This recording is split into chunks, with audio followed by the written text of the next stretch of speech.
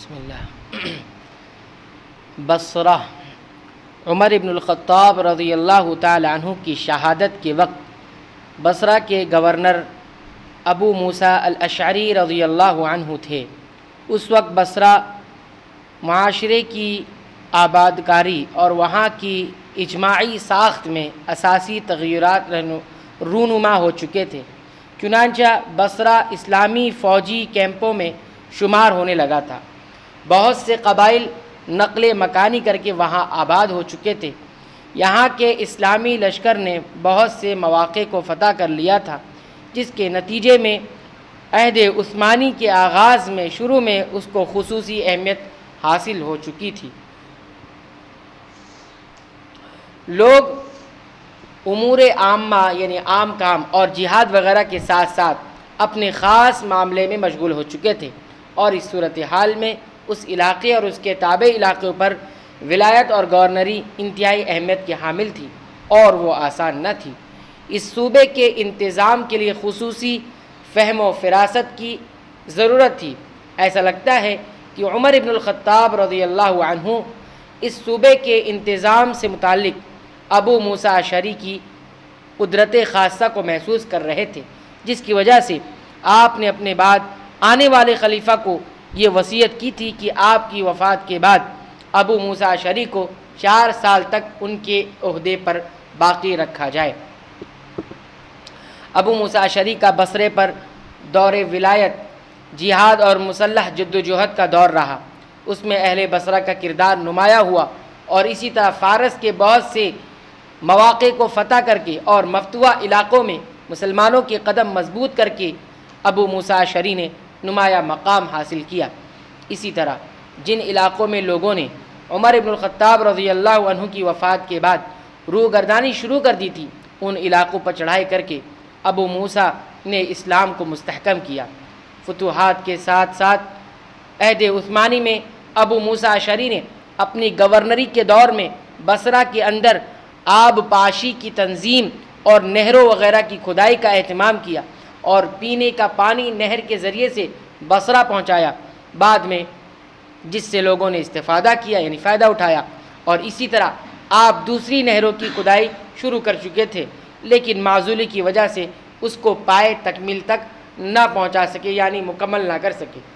آپ کے بعد آنے والے بصرہ کے گورنر عبداللہ بن عامر نے اس کی تکمیل فرمائی، اسے مکمل کیا۔ ابو موسیٰ اشعری طویل عرصے تک بصرہ کے گورنر نہ رہ سکے۔ عثمان رضی اللہ عنہ نے اکثر روایت کے مطابق آپ کو 29 ہجری میں معزول کر دیا، اور آپ کی جگہ عبداللہ بن عامر بن قریظ رضی اللہ عنہ کو وہاں کا گورنر مقرر فرمایا۔ مورخین نے ابو موسیٰ اشعری کی معزولی سے متعلق متعدد روایات بیان کی ہے، جن کا خلاصہ یہ ہے کہ لشکر بصرہ اور ابو موسیٰ اشعری رضی اللہ عنہ کے مابین اختلافات رونما ہوئے، اور اہل بصرہ کی ایک جماعت عثمان رضی اللہ عنہ کی خدمت میں حاضر ہوئی، اور آپ سے ابو موسیٰ اشعری کی معزولی کا مطالبہ کیا، اور عرض کیا کہ جو کچھ ہم جانتے ہیں ہم یہ نہیں پسند کرتے کہ آپ اس سے متعلق ہم سے سوال کریں، آپ ان کے بدلے کسی اور کو مقرر کر دیں۔ عثمان رضی اللہ عنہ نے ان سے دریافت کیا، ان کی جگہ کس کو پسند کرتے ہو؟ انہوں نے کہا کوئی بھی ان کا بدل ہو سکتا ہے، اور کچھ لوگوں نے عثمان رضی اللہ عنہ سے مطالبہ کیا کہ کسی قریشی کو گورنر مقرر فرما دے۔ اس صورتحال میں عثمان رضی اللہ عنہ نے ابو موسیٰ اشعری کو معزول کر کے ان کی جگہ بصرہ کا گورنر عبداللہ بن عامر رضی اللہ عنہ کو مقرر فرما دیا۔ یہاں ابو موسیٰ اشعری کی حکمت، وسعت ظرف اور خلیفہ وقت کی اطاعت نمایاں ہوتی ہے۔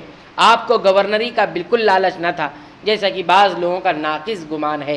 چنانچہ جب آپ کو اپنی معزولی اور عبداللہ بن عامر کی تقرری کی اطلاع ملی، آپ منبر پر تشریف لائے اور عبداللہ بن عامر کی تعریف کی، جو اس وقت 25 سال کے نوجوان تھے۔ جو تعریفی کلمات ان کی شان میں ابو موسیٰ اشعری نے کہیں، ان میں سے آپ کا یہ قول بھی تھا کہ تمہارے اوپر ایسا نوجوان گورنر مقرر کیا گیا ہے جس کی پھوپھیاں، خالائیں اور دادیاں قریش کی شریف زادیاں ہیں، وہ تمہیں خوب مال لٹائے گا۔ ان سخت ترین حالات میں جس سے بصرہ کا صوبہ دوچار تھا، عثمان رضی اللہ عنہ ایسا نیا قائد مقرر کرنے میں کامیاب ہوئے جس کی اطاعت کو لشکر قبول کرے اور دشمنوں کے سامنے ان کی صف متحد ہوں۔ اور ساتھ ہی ساتھ یہ معزولی ابو موسیٰ اشعری کی تکریم بھی تھی، کیونکہ اس طرح بعض لوگوں کی توہین سے آپ کو محفوظ کر لیا گیا جو باغیوں کے منحرف افکار سے متاثر تھے، جنہوں نے اپنے دلوں میں آپ کی کراہیت بٹھا رکھی تھی اور اس کی تشہیر کرنا چاہتے تھے اور اس کے لیے دھڑ بندی کر لی تھی۔ جس وقت عبداللہ بن عامر نے عہدہ سنبھالا اس وقت بصرہ کا صوبہ سخت ترین حالات سے دوچار تھا، جس کی وجہ سے عثمان رضی اللہ عنہ نے صوبہ کے انتظام کے سلسلے میں بنیادی تبدیلیاں پیدا کی۔ چنانچہ بحرین اور عمان کے لشکر کو بصرہ میں ابن عامر کے تابع کر دیا تاکہ ان چیلنجوں کے مقابلے میں ان کو وافر مقدار میں قوت پہنچے جس سے ان کا مقابلہ تھا۔